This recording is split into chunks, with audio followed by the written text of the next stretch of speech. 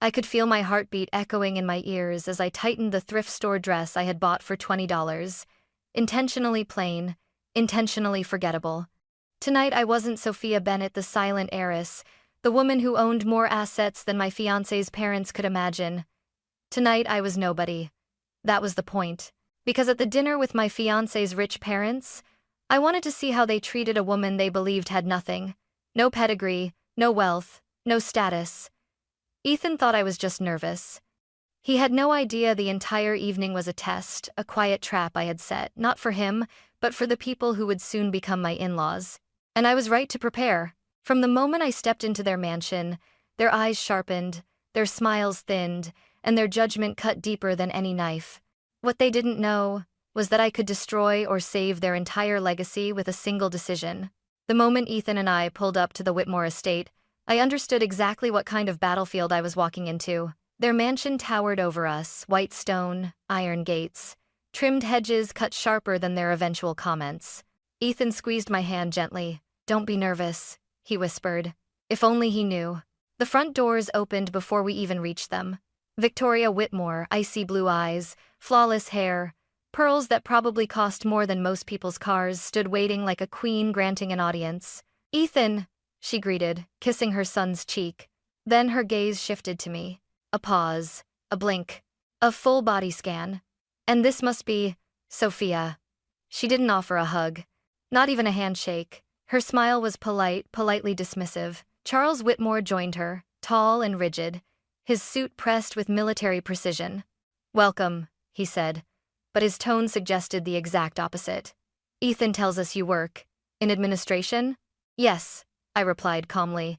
"Just helping with daily operations." Victoria tilted her head. "A humble job, admirable." The way she stretched the word humble made it sound more like pitiful. We walked into the dining room.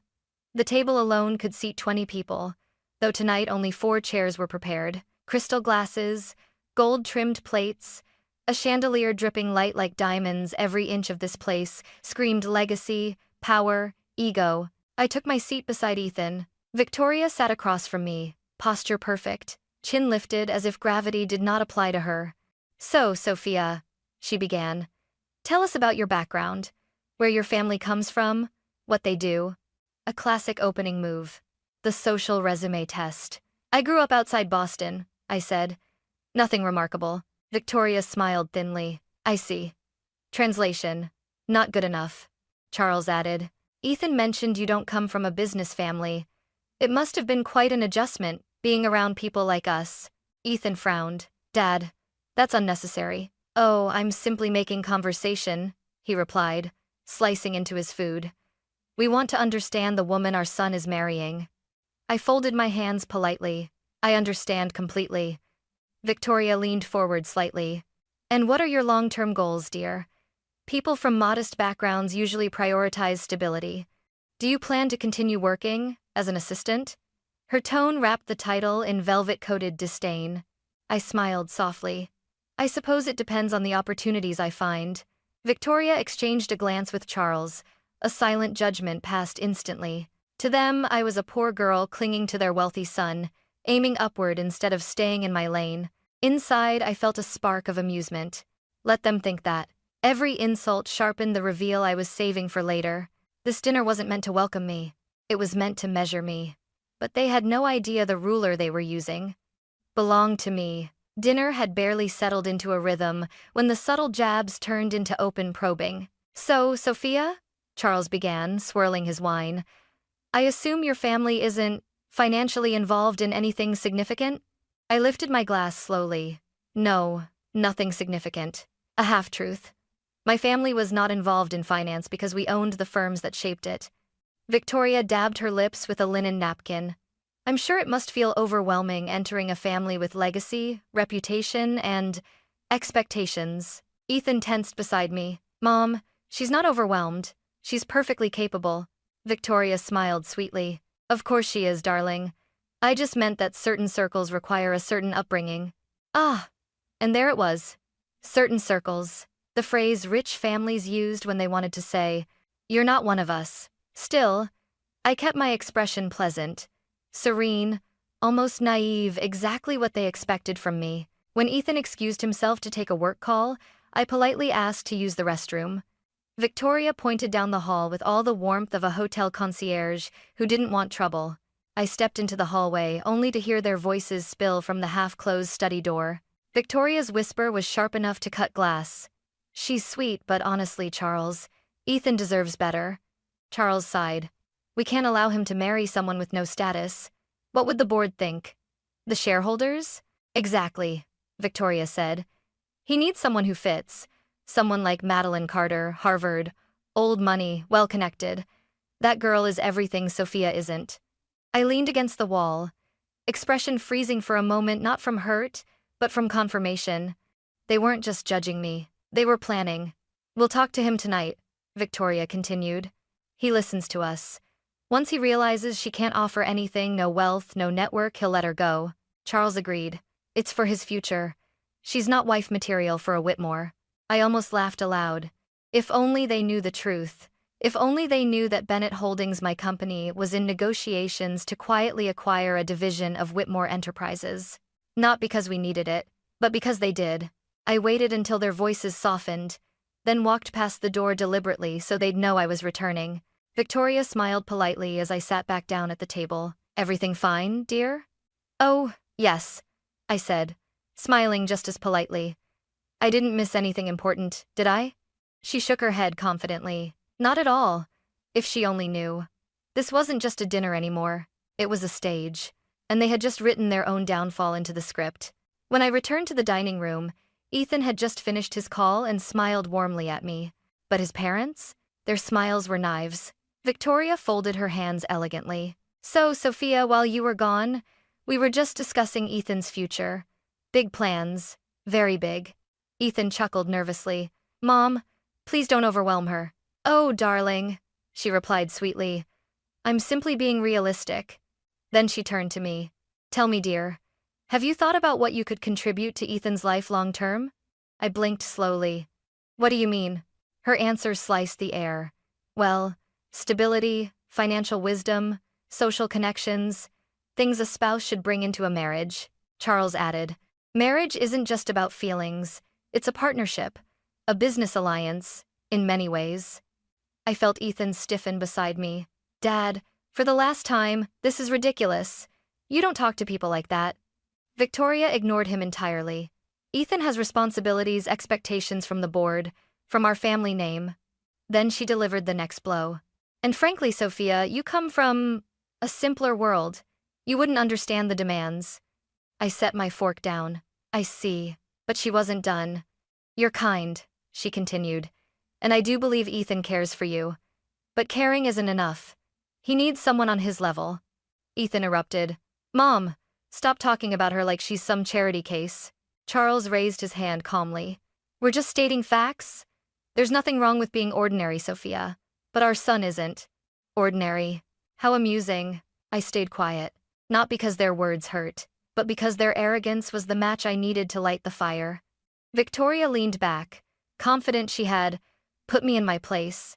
"In fact," she said casually, "the Carters have reached out. Their daughter, Madeline, will be in town next week. Her family is excited about meeting ours." The implication hit the table like a grenade. Ethan slammed his fist down, not hard, not violent, just enough to rattle the silverware. "What does that even mean? Are you trying to replace Sophia? Are you serious right now?" Victoria sighed dramatically. "Darling, we're simply offering you options for your future." I placed a gentle hand on Ethan's arm. "It's fine," I whispered. "Let them speak." Because every word they said would make my revelation later hit harder, cleaner, sharper. Victoria's eyes glittered. "You're sweet, Sophia, truly. But sweetness doesn't last in our world." I smiled softly. "And are you sure you understand your world as well as you think?" She frowned. "What does that mean?" "Oh," I said, lifting my glass calmly. "You'll know soon enough." That was the moment the room shifted. Just slightly. As if the walls themselves braced for what was coming. The tension at the table grew thick enough to cut with a knife. Ethan tried to steer the conversation back to something neutral, but Victoria and Charles were relentless. "So, Sophia," Charles began, "do you have any long-term financial plans? Investments? Retirement accounts?" I met his gaze steadily. I manage my finances responsibly. Victoria pursed her lips. But surely, on an assistant's salary, you must be limited. Ethan nearly choked. Mom, what? She asked innocently. We're simply having an honest conversation. And is the same desire of to space. It wants, letting in the same. Then her tone sharpened. We just want to ensure our son doesn't end up burdened. Burdened. A word rich people used when they feared marrying down. I forced a polite smile. I assure you, I've never been a burden to anyone. Victoria gave a brittle laugh. Oh, darling, you don't have to pretend. Everyone starts somewhere. I tilted my head. And where did you start, Mrs. Whitmore? Her face stiffened clearly, not used to being questioned. Ethan shot me a worried glance, but I squeezed his hand secretly. I've got this. Charles cleared his throat. We're not discussing us. We're discussing suitability, compatibility. And suitability, Victoria added, isn't just about affection. It's about social standing, contribution, and the kind of family our son marries into. Ah, there it was. The sentence wealthy families rehearsed for moments like this. But then she leaned closer, voice lower, colder, deadlier. You seem like a lovely girl. But let's be realistic, you don't come from much. You can't offer our son the lifestyle he deserves. And love, well, love fades. I let the silence stretch for a few seconds. Then I spoke quietly, but clearly. Mrs. Whitmore, it feels like you've decided who I am before even knowing me. Victoria shrugged. We can't afford to take risks with our son's future. The wrong marriage can cost a family everything. Everything? If only she knew how ironic that sounded. Ethan leaned forward. Sophia is not a risk. She's the best thing that's ever happened to me. Charles shook his head. Son, she may be sweet, but she brings nothing to the table, no assets, no connections, no value that a Whitmore marriage requires. It is getting mater. My jaw tightened, but I didn't let it show. Ethan was trembling with rage. Dad, he said, voice shaking. If you say one more thing like that. I placed my hand gently on his arm again. It's okay, Ethan.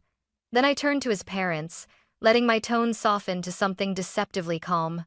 So to be clear, your main issue with me is that you think I'm poor and unconnected? Victoria nodded without hesitation. Well, yes. We need someone worthy of our son. I smiled. A slow, deliberate smile. The kind that appears when the checkmate is already set. Well, I said quietly. Thank you for being honest.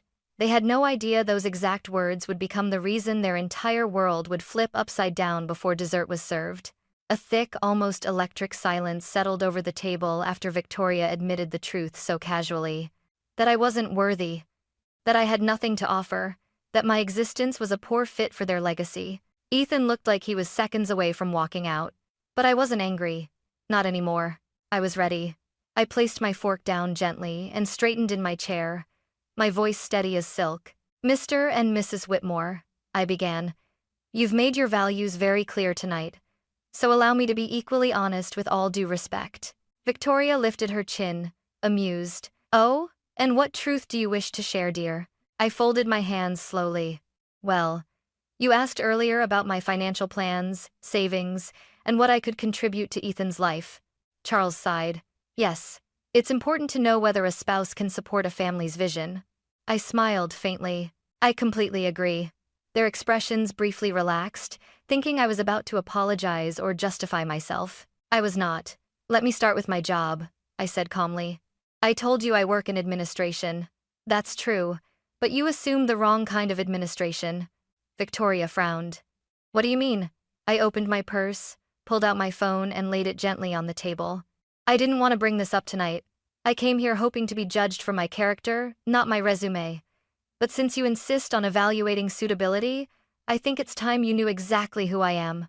With a swipe, I opened a document, then turned the screen toward them. At the top was a formal letterhead. Bennett Holdings Consolidated Shareholder Report. Under it, a signature block. Sophia A. Bennett, Principal Owner and Director. Victoria blinked rapidly. I'm sorry. This must be a joke. No, I replied softly. It isn't. Charles leaned forward, stunned. Bennett? As in Bennett Holdings? The private conglomerate? The one acquiring mid-sized tech and logistics firms across the country? Yes. I met his eyes without flinching. My family built it. I currently oversee 4 subsidiaries. We maintain full privacy, but we control assets worth several billion. The room froze. Even the chandelier light felt still. Ethan stared at me, shock mixing with awe. Sophia, why didn't you tell me? I reached for his hand. Because I wanted to know you loved me for who I am, not for the company I run. His eyes softened, but his parents were still frozen. Then I delivered the part they never expected. Oh, and one more thing, I added, tapping the screen. Bennett Holdings owns 18% of Whitmore Enterprises, your company. Victoria gasped. What? Charles's face drained of color. That's impossible. Those shares were purchased anonymously. Yes, I said gently. By me. Silence cracked across the table. I continued, my tone respectful yet unyielding. You judged me tonight based on the assumption that I had nothing, that I was beneath your son, that I couldn't contribute to your legacy.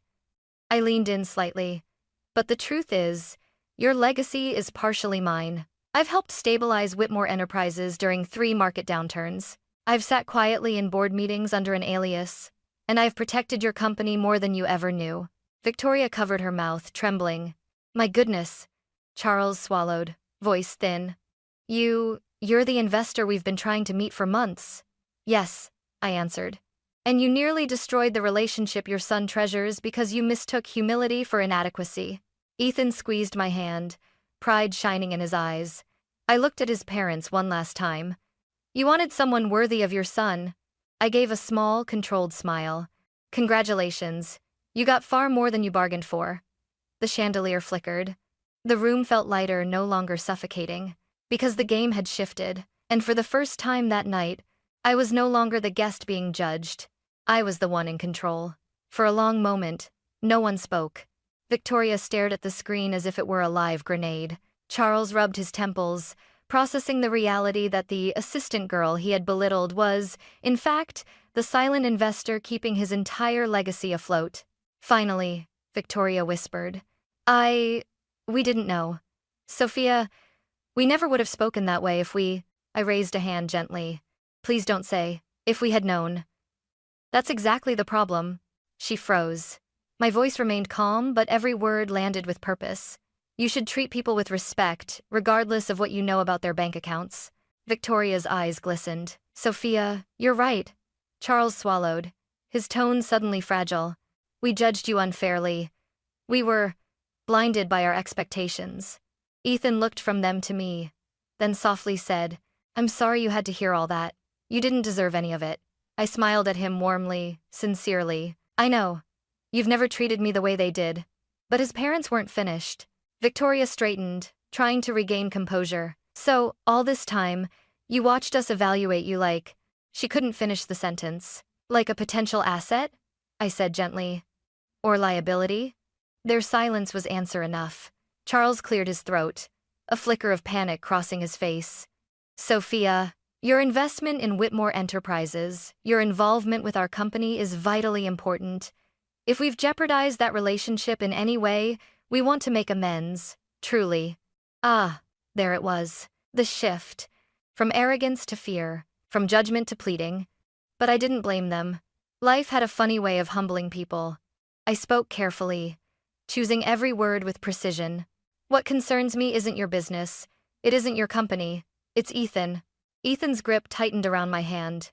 Victoria leaned forward. We understand. We hurt you. But please, let us explain. We were trying to protect him. Protect him from what? I asked. From someone who didn't match your checklist? Victoria winced. Charles said quietly, we wanted to ensure he married someone who could support his future, someone who wouldn't drag our family down. I exhaled slowly. Mr. Whitmore, let me be extremely clear. I don't need your money. I don't need your approval. And nothing about being with Ethan elevates my life. Ethan looked at me with stunned affection. Sophia, thank you. Charles looked devastated, but he nodded. You're right. We were wrong. Completely wrong. And we're ashamed. Victoria reached across the table, voice trembling.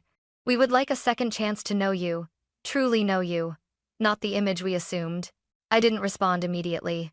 Instead, I pulled another document from my purse, a thin, neatly folded contract. Legal, official. Charles's eyes widened. Is that? Yes, I said calmly. The shareholder protection agreement. Victoria gasped softly. Are you pulling out of Whitmore Enterprises? I held her gaze. No, not unless you continue treating people the way you treated me tonight. They both sagged in relief. This isn't about revenge, I continued.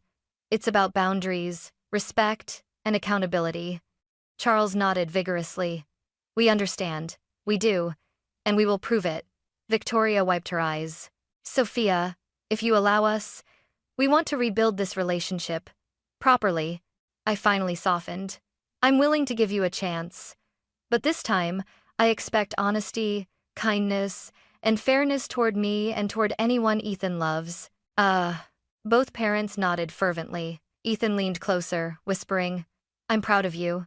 I whispered back, I know. In that moment, power wasn't the point. What mattered was clarity. And change. Tonight, the Whitmores didn't just see who I really was. They saw who they needed to become. The air felt different after the tension settled lighter, but still trembling. Victoria sat straighter in her chair, not with arrogance this time, but with something that looked like humility, a foreign expression on her perfectly sculpted face. She exhaled shakily. Sophia, I owe you an apology. A real one. I didn't respond, allowing the moment to unfold naturally. She continued, voice soft, unfamiliar. I reacted based on fear. Fear that Ethan would end up hurt, or worse, stuck with someone who couldn't support him. I see now that the only person hurting him tonight was me. Charles nodded. And me. We built our lives on the belief that the right marriage could secure our legacy. But we focused so much on business. We forgot what love is supposed to look like. Ethan looked at his parents, surprised and maybe, for the first time in years, hopeful. Victoria turned toward me. We aren't proud of how we treated you, but we want to make it right. Not because of your wealth or influence, because of who you are to our son. I felt a slow warmth rise in my chest. After the battle, after the cruelty, hearing this sincerity mattered more than I expected. But the real twist came when Victoria suddenly reached into a drawer beside her seat and pulled out a small velvet box. My eyebrows lifted. What's that? She hesitated before opening it. Inside lay a delicate sapphire bracelet. Elegant, antique, clearly valuable. But that wasn't what shocked me. Victoria whispered. This belonged to Ethan's grandmother.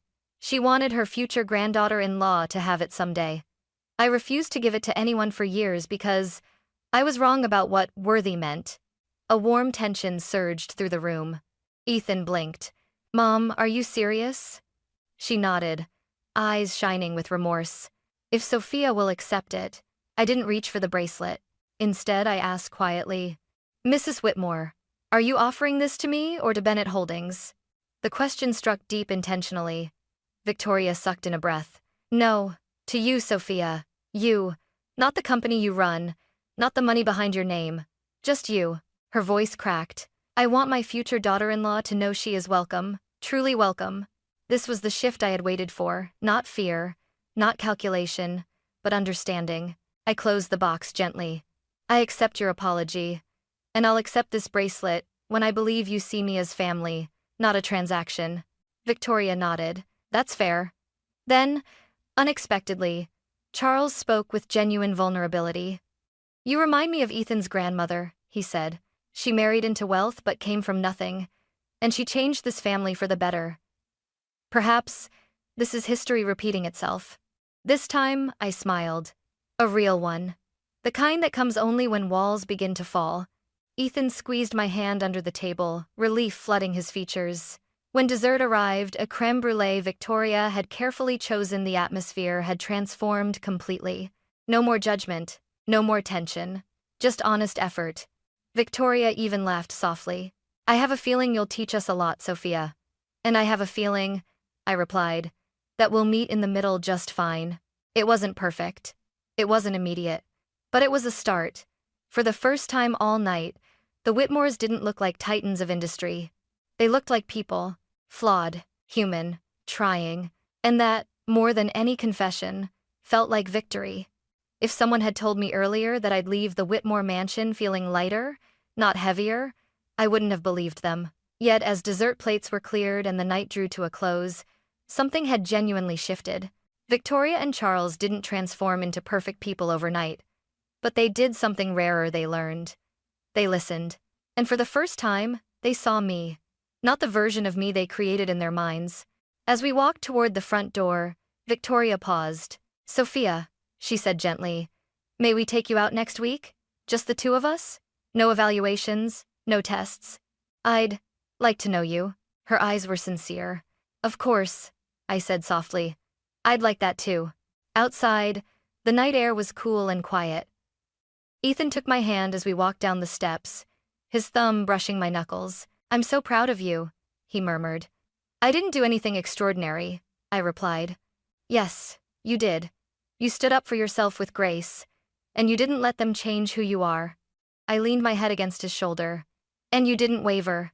That's why this worked." He smiled, stopping beneath the old oak tree near their driveway. "You know," he said, voice low, "I'd planned to wait until next month, but tonight feels right." Before I could question him, he pulled a small box from his pocket, no velvet flair, no grandeur, just a simple ring nestled inside. "Sophia Bennett," he whispered. "Not because of your last name, not because of what you own, not because of anything you revealed tonight, but because of the woman you are. Will you marry me?" The world stilled around us. Not the mansion, not the assets. Just him. Just us. "Yes," I breathed. 1,000 times yes. He slipped the ring onto my finger and pulled me into his arms. For a moment, nothing else existed. Not the past doubts, not the judgment, not even my carefully hidden identity. Just the truth we had built together. Later that week, we returned to the Whitmore estate for dinner again, but this time, something was different. Victoria greeted me at the door with a genuine smile. Charles offered to pull out my chair. And over dinner, there were no tests, no subtle jabs, only conversation, curiosity, and effort. Even the sapphire bracelet, the heirloom I had refused, returned to the table. This time, I accepted it.